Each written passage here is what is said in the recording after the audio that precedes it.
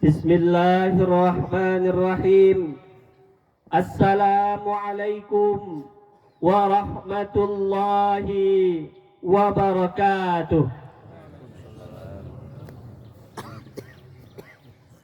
Allahu Akbar, Allahu Akbar, Allahu Akbar, Allahu Akbar, Allahu Akbar, Allahu Akbar, Allahu Akbar, Allahu Akbar, Allahu Akbar.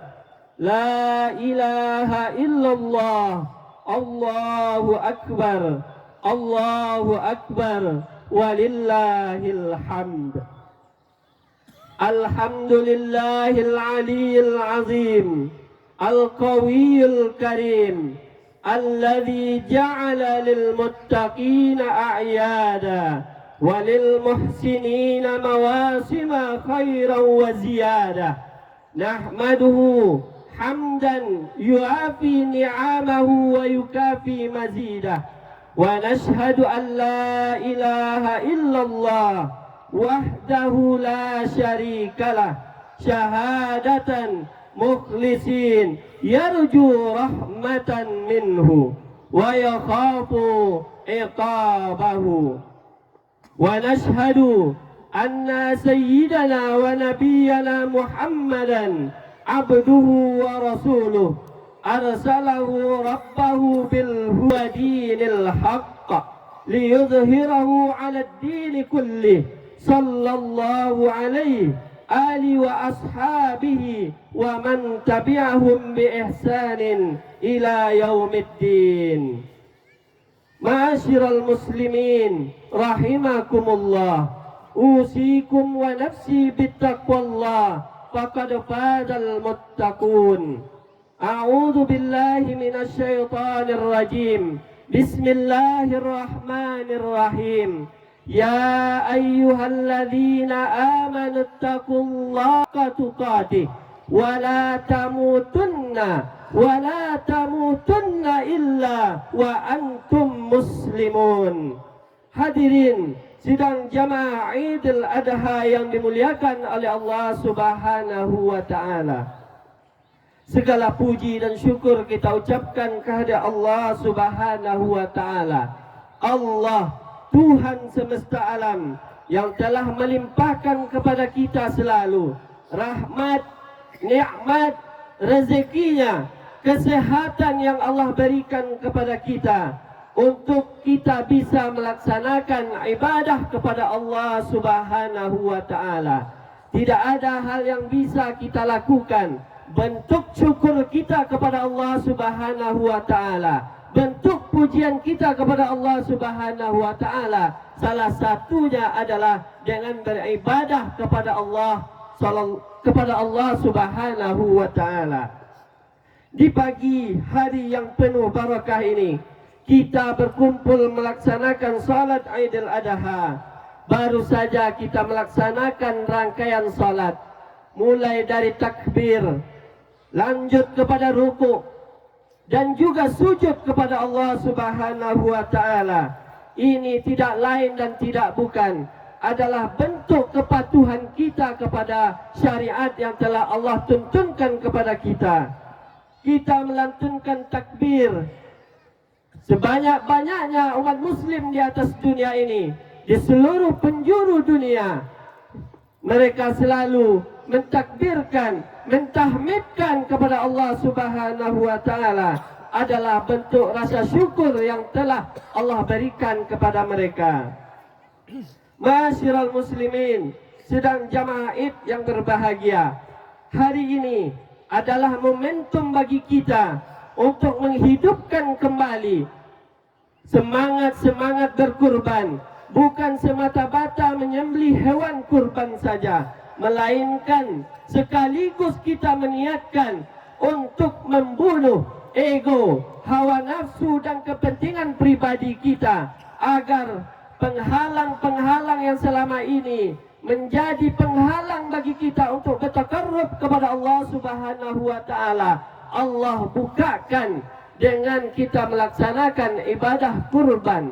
Seyogyanya makna kurban adalah bentuk superlatif, bentuk kekuatan di dalam bahasa Arab yang mana meyakinkan kepada hambanya bahasanya dengan berkurbanlah kita akan dekat kepada Allah Subhanahu wa taala. Sebagaimana firman Allah dalam surat Al-Hajj ayat 37. A'udzu billahi minasyaitonir rajim. Bismillahirrahmanirrahim. Lan yanalallah luhumuha wala dima'uha walakin yanaluhu taqwa minkum.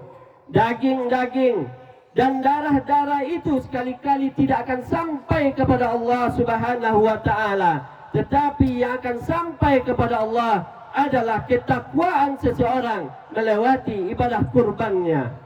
Ma'asyiral muslimin, hadirin jamaah Idul Adha yang dimuliakan oleh Allah Subhanahu wa taala. Sejenak kita melihat makna dari Idul Adha untuk meyakinkan diri kita, kegiatan kita, rutinitas kita kepada Allah Subhanahu wa taala. Makna dari Idul Adha yang pertama adalah hari raya haji, yang mana sebahagian dari kita ada yang telah Allah panggil. Makna Id adalah pulang kembali kepada Allah. Sekarang Allah kembalikan kita, Allah panggil kita, di mana banyak orang sekarang yang melaksanakan ibadah, menunaikan ibadah haji, yaitunya sedang berwukuf di Arafah. Puncaknya di 9 Zulhijjah, haji yang sebenarnya adalah wukuf di Arafah. Bahasanya mereka berwukuf, bermukim, berhenti sejenak dari ibadah yang mereka lakukan selain wukuf di Arafah adalah untuk menghisap diri, bermenung sebentar untuk mengingat Allah Subhanahu wa taala, untuk mengevaluasi diri sejenak di Arafah. Apakah setelah melaksanakan ibadah haji ini kita akan menjadi bertakarruf yang lebih kepada Allah Subhanahu wa taala, lebih kenal lagi dengan Allah Subhanahu wa taala. Maka ketika mereka pulang dan meninggalkan Arafah, maka mereka sudah menjadi orang yang birrun dalam perbuatannya, orang yang sudah melakukan kebaikan-kebaikan di dalam dirinya, melakukan kebaikan-kebajikan di dalam kegiatannya sehari-hari, sehingga mereka dititelkan sebagai hajjan mabruran. Mereka di Arafah, umat muslim tidak ada bedanya. Mereka semuanya merasa satu derajat, yang penguasa mereka juga seperti orang-orang biasa, yang mereka duduk di pemerintahan juga seperti orang-orang yang ada di Arafah. Kenapa? Karena semuanya adalah untuk menunaikan panggilan Allah Subhanahu wa taala dengan kalimat talbiyah, labbaik Allahumma labbaik, labbaik la syarika lak labbaik. Ya Allah, aku penuhi panggilanmu ya Allah, aku penuhi panggilanmu, tiada sekutu bagimu, dan aku penuhi panggilanmu ya Allah. Inilah bentuk seseorang mengakui keberadaan Allah di dalam tauhidnya, bahasanya Allah lah yang memanggil mereka, Allah lah yang menguatkan mereka, dan Allah lah yang memberikan kesempatan mereka untuk sampai kepada Makkahul Mukarramah. Di samping itu, makna dari Idul Adha yakninya adalah Idul Kurban. Kalimat kurban tadi kita sudah lihat di awal. Asal kalimat qaruba, mendekatkan diri kepada Allah Subhanahu wa taala. Kita yang belum dipanggil oleh Allah Subhanahu wa taala, maka melalui ibadah kurban kita, melalui niat kita dengan menyembelih hewan kurban yang kita niatkan, mulai dari awal kita sampai di akhir penyembelihan, itu tidak lain dan tidak bukan adalah bentuk dari pengorbanan kita selama ini untuk kembali kepada Allah Subhanahu wa taala. Ma'asyiral muslimin sidang jamaah Idul Adha yang berbahagia, masalah pengorbanan dalam lembaran sejarah kita diingatkan dengan kisahnya Nabiullah Ibrahim yang kita hadirkan dalam kehidupan kita saat ini. Kita bertanya-tanya kepada diri kita, mana yang lebih susah kita daripada Nabi Ibrahim? Mana yang lebih susah kita bagi kaum ibu daripada Siti Hajar? Bagi gerangan generasi muda, mana yang lebih susah kita dibandingkan Nabi Ismail alaihissalam? Pada hari ini kita diingatkan lagi dengan sejarah tentang pengorbanan yang dilakukan oleh Nabi Ibrahim alaihissalam dan keluarganya Siti Hajar dan Nabi Ismail. Nabi Ibrahim alaihissalam sebagai pemimpin keluarga berharap ada generasi penerus yang akan melanjutkan dakwahnya. Tetapi Allah belum berikan kesempatan itu. Melalui apa beliau laksanakan terus pengorbanan itu adalah melalui doa yang selalu dia panjatkan kepada Allah Subhanahu wa taala. Akhirnya dari kisah tersebut lahirlah seorang bayi kecil yang ketika itu dalam keadaan yang susah, dalam keadaan yang payah, dalam kehidupan Nabi Ibrahim alaihissalam, ternyata Allah berikan nikmat tersebut berupa anak yang didamba-dambakan ketika itu, tapi dalam keadaan susah. Apa yang dilakukan oleh Nabi Ibrahim alaihissalam? Beliau terus berdoa kepada Allah Subhanahu wa taala agar anak ini tidak menjadi celaka dan tidak menjadi musibah bagi keluarganya. Maka ketika itu Allah menjawab doa Nabi Ibrahim.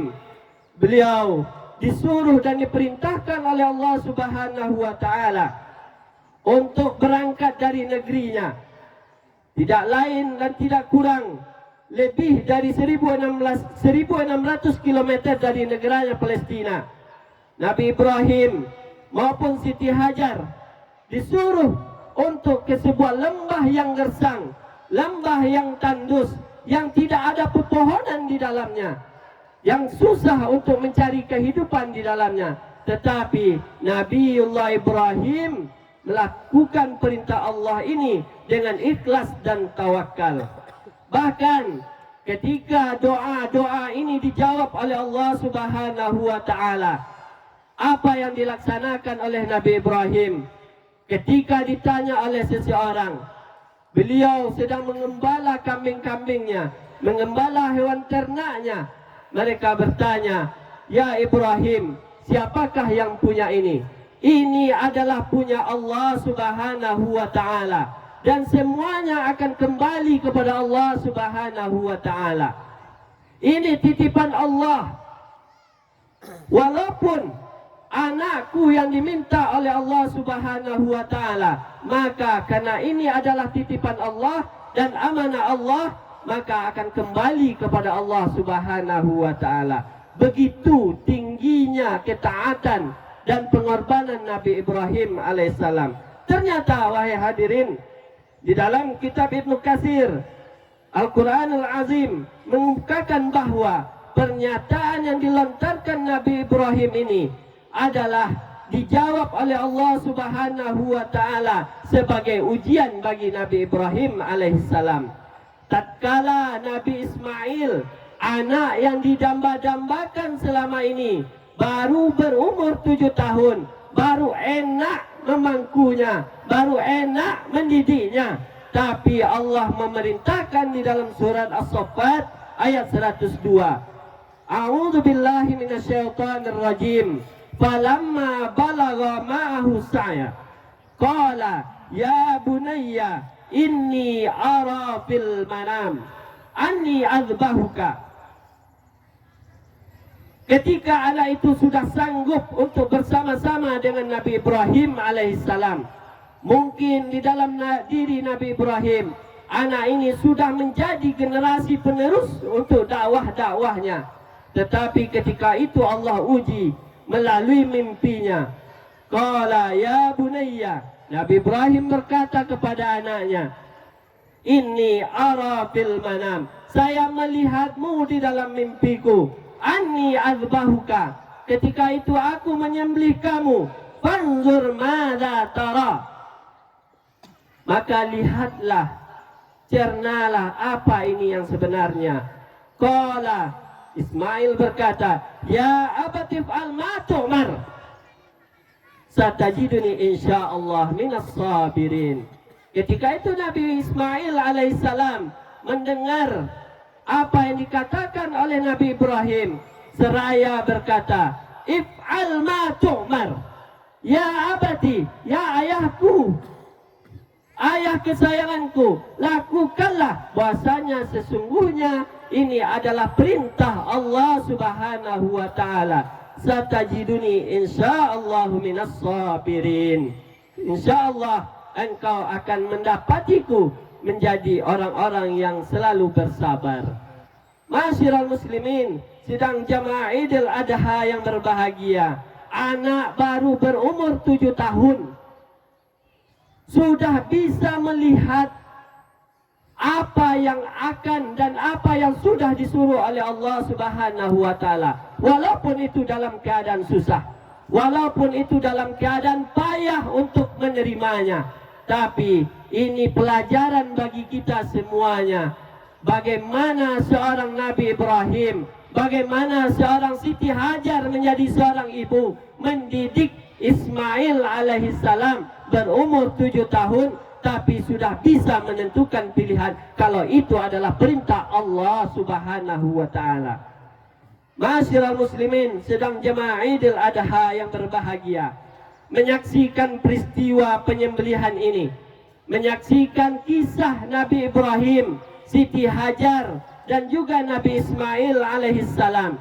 Ini tidak hanya nostalgia kita, bukan hanya peristiwa tahunan kita saja, tapi ini adalah cerminan hidup yang bisa kita ambil.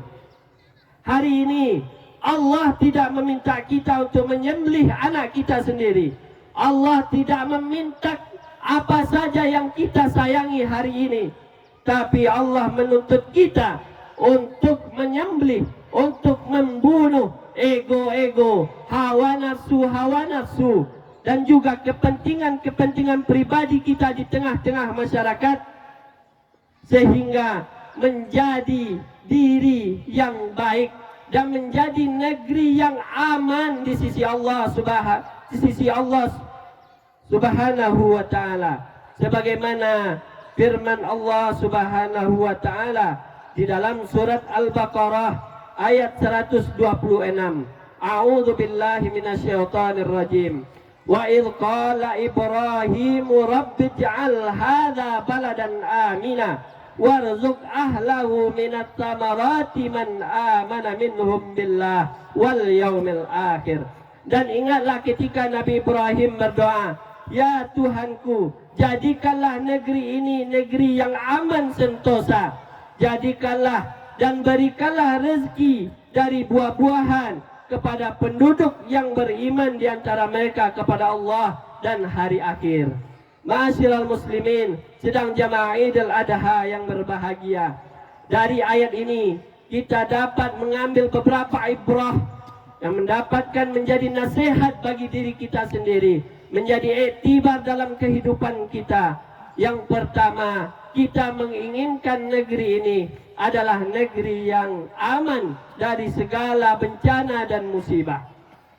Dari sosok Nabi Ibrahim, sosok Nabi Ismail dan Siti Hajar, yang pertama, kita mempunyai peran sebagai orang tua dalam membentuk anak kita atau generasi muda kita. Generasi Islam adalah pilar peradaban di masa yang akan datang, baik untuk negara maupun umat. Dalam semangat berkurban yang ditanamkan oleh Nabi Ibrahim alaihissalam, bukan sekadar berkurban harta, tetapi lebih penting dari itu mengorbankan hawa nafsu. Bagi seorang anak yang hadir pada saat hari ini, kalian adalah generasi-generasi muda yang diharapkan oleh bangsa. Hapuskanlah kemalasan, egoisme serta kesenangan sesaat yang bisa menghancurkan masa depan kita, yang bisa menghancurkan masa depan kamu. Karena ini tidak lepas dari peran orang tua. Sosok Nabi Ibrahim alaihissalam sebagai seorang ayah yang ketika itu menjadi seorang pemimpin, yang ketika itu menjadi seorang ulama yang berdakwah terhadap risalah yang Allah berikan. Dia tidak melupakan perkembangan Nabi Ismail alaihissalam. Kita sebagai seorang ayah hari ini, kita sebagai seorang ibu hari ini, jangan lupa untuk memperhatikan perkembangan anak-anak kita. Karena mereka akan menjadi generasi muda yang diharapkan oleh bangsa, agama, dan umat selanjutnya. Allah Subhanahu wa Ta'ala mengisahkan peran pemuda Ashabul Kahfi, contoh generasi muda yang berani mengorbankan kenyamanan dunia demi mempertahankan iman. Hari ini kita pun membutuhkan generasi muda yang rela menahan diri dari pergaulan bebas, dari candu alat-alat komunikasi, dari yang melalaikan perbuatan yang tidak disenangi, dari budaya-budaya yang masuk kepada negeri kita saat ini. Maka jadilah generasi yang tahan uji, jangan manja dan berjiwa besar. Seperti apa yang disabdakan Rasulullah SAW, iltanim khamsan qabla khamsin, sababaka qabla haramika. Manfaatkanlah 5 perkara sebelum datangnya 5 perkara. Salah satunya adalah masa mudamu sebelum masa tuamu. Hadis ini seruan keras kepada pemuda Islam untuk tidak menyia-nyiakan waktu. Hari ini kita lihat anak-anak kita lihat generasi-generasi muda kita, sibuk mereka untuk memperhatikan diri mereka, lupa memperhatikan sekelilingnya. Di sini Bapak Ibu, sebagai seorang ayah, sebagai seorang ibu, untuk mengingatkan seperti mana Ibrahim dan Siti Hajar mendidik Ismail sehingga di umur 7 tahun sudah bisa menjadi pribadi yang tawakal kepada Allah Subhanahu wa Ta'ala. Hari ini kita perlu melahirkan pemuda-pemuda yang mempunyai semangat seperti Ismail dalam diri generasi muda, semangat untuk siap dipanggil Allah, untuk siap memberikan apa yang terbaik untuk agama, yang terbaik untuk bangsa, yang terbaik untuk masyarakat. Pemuda yang hidupnya tidak hanya bertanya apa manfaat dunia untukku, tapi pemuda itu adalah apa manfaatku untuk dunia. Sebagaimana sabda Rasulullah, khairun nasi anfa'uhum linnas. Sebaik-baik manusia itu adalah manusia yang bermanfaat bagi orang sekitarnya. Di lain hadis dikatakan, khairun nasi man tala umruhu wa hasuna amaluhu. Sebaik-baik manusia itu yang panjang umurnya, tapi semakin lama semakin baik amalannya.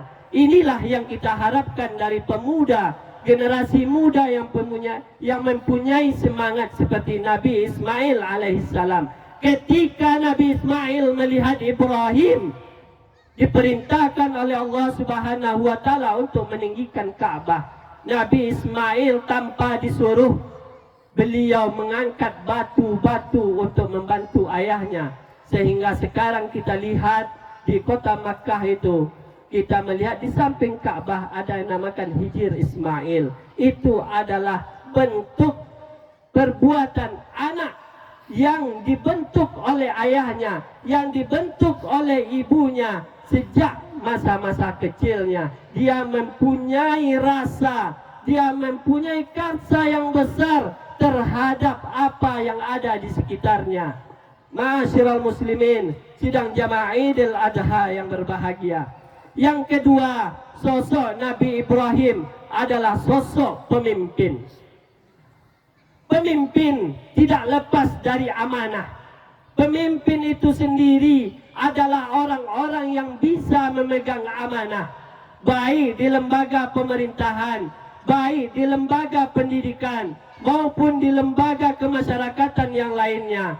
Kenapa? Karena Rasulullah sallallahu alaihi wasallam bersabda, "Kullukum ra'in wa kullukum mas'ulun an ra'iyatih." Setiap kalian adalah pemimpin dan setiap kalian akan diminta pertanggungjawabannya. Setelah kita membahas makna kurban serta keteladanan Nabi Ibrahim dan Ismail alaihissalam, kini kita renungkan pentingnya pemimpin di dalam kehidupan kita. Sebagaimana hadis Rasulullah sallallahu alaihi wasallam, "Sab'atun yuzilluhumullahu fi zilli yauman la zilla illa zilluh." Salah satunya adalah imamun adil. Hadis ini menunjukkan betapa tingginya kedudukan seorang pemimpin yang adil, pemimpin yang tidak hanya memikirkan dirinya, pemimpin yang melihat bahwasanya orang-orang di sekitarnya memerlukan kepemimpinannya, yang tidak sibuk dengan kemegahan tetapi hadir di tengah-tengah rakyat dan masyarakat, sebagaimana Ibrahim alaihissalam yang tidak segan menjalankan perintah Allah meskipun sangat berat. Dalam sejarah Islam, kita juga dikenal dengan pemimpin besar seperti Khalifah Umar ibn Khattab. Adalah seorang khalifah yang tidak pernah makan sebelum rakyatnya kenyang. Bahkan pada masa paceklik, beliau tidak mencicipi daging dan minyak selama berbulan-bulan. Inilah teladan kurban bagi seorang pemimpin yang mendahulukan umat daripada dirinya.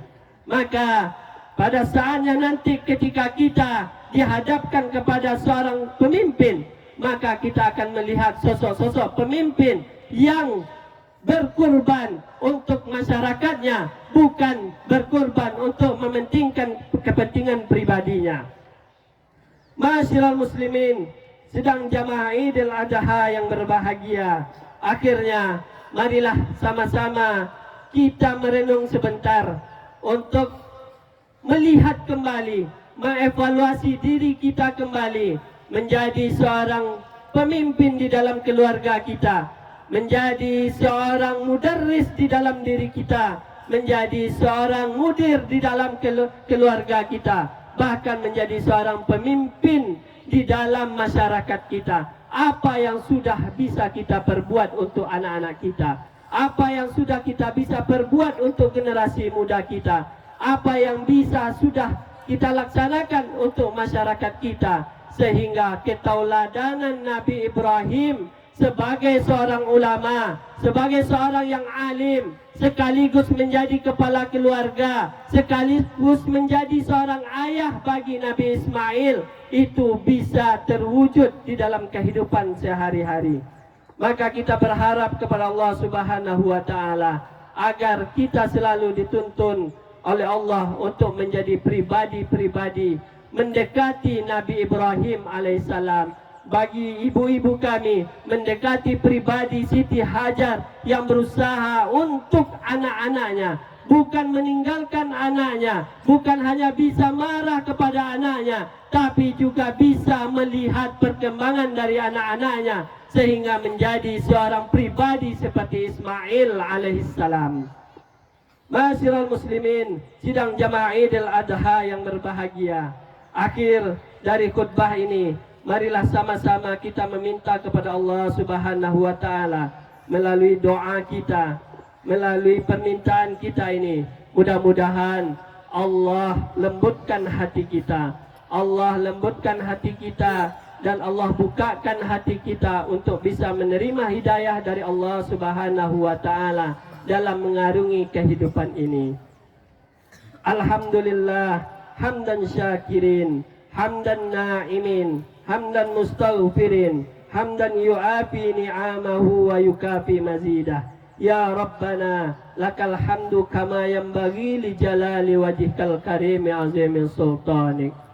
Allahumma a'inna ala dzikrika wa syukrika wa husni ibadatik. Rabbana rabbighfir lana dzunubana warhamhuma kama rabbayana shighara. Ya Allah, ya Tuhan kami, ampunilah diri-diri kami ya Allah. Ampunilah orang-orang tua kami ya Allah. Ampunilah guru-guru kami ya Allah. Ampunilah para pemimpin-pemimpin kami ya Allah. Ya Allah, ya Tuhan kami, hari ini kami berkumpul di sini ya Allah untuk menunaikan perintah Engkau ya Allah. Jadikanlah hadirnya kami di sini untuk Engkau nilai menjadi orang-orang yang bertakarrub kepada Engkau ya Allah. Ya Allah, ya Rahman, ya Allah yang Maha Pengasih dan yang Maha Penyayang, limpahkanlah rezeki-rezekimu kepada kami ya Allah. Jauhkanlah negeri-negeri kami dari kerusakan-kerusakan ya Allah.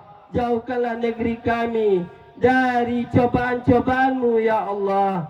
Tuntunilah diri kami, anak-anak kami, keluarga-keluarga kami, istri-istri kami, suami-suami kami ya Allah, kepada jalan yang Engkau ridai, sehingga kami menjadi orang-orang yang menerima rezekimu, menerima nikmat-Mu dengan penuh bertakarrub kepada Allah Subhanahu wa taala, sehingga perintah-Mu ya Allah tidak kami tinggalkan. Mudah-mudahan perintah Engkau kami jalankan dan peringatan Engkau kami tinggalkan ya Allah. Ya Allah, ya Rahman, ampunilah kami sebagai seorang ayah ya Allah.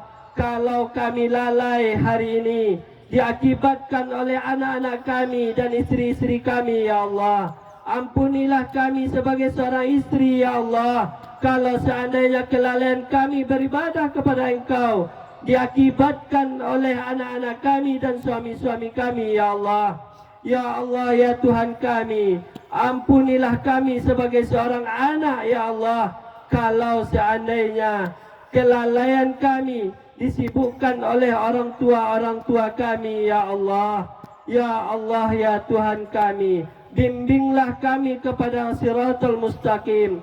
Bimbinglah kami untuk mudah masuk ke surga Engkau ya Allah melalui ibadah kurban ini. Semoga ketakwaan kami, kedekatan kami dalam beribadah bisa Engkau nilai ya Allah, ya Rahman.